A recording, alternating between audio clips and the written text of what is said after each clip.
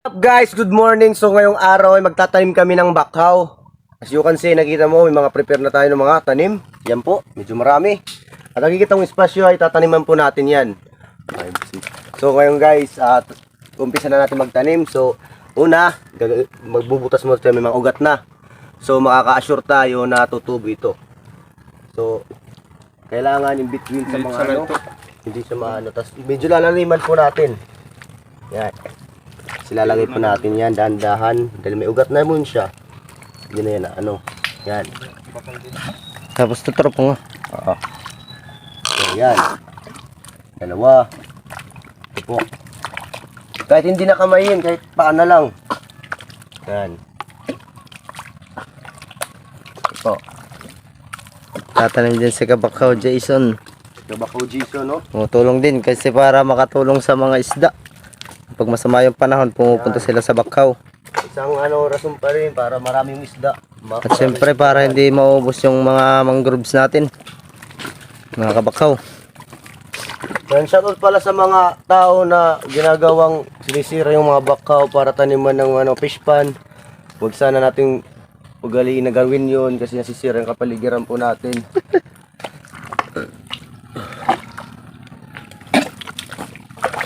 Guys. Yan yung mga natanim namin. Just dito lahat. Ayan.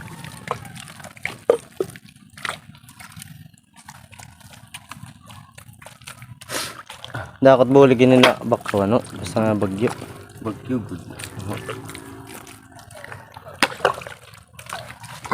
Guys, babalikan namin to pag kalipas ng ilang buwan.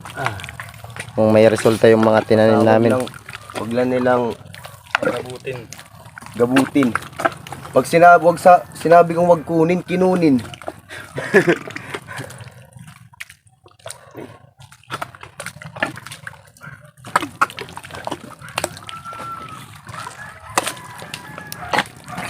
Dapat bulig ini. Yan guys, yung mga tinanim. Yan. Yan. So guys, marami pa.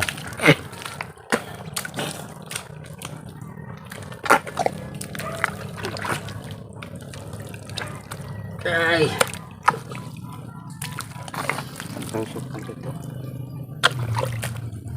Guys, marami na kami natanim, mga Kabakaw. Tsaka doon, no? Kasi Kabakaw Jason, nagtatanim din. Tingnan namin yung resulta nito, mga Kabakaw, pag kalipas ng ilang buwan.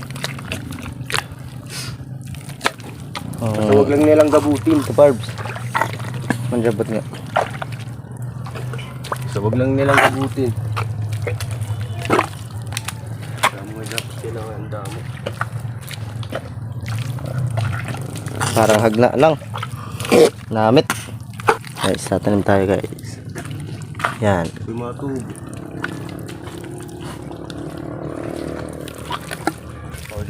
Magtanim ay di biro, pag tumubo ay sibak. Guys.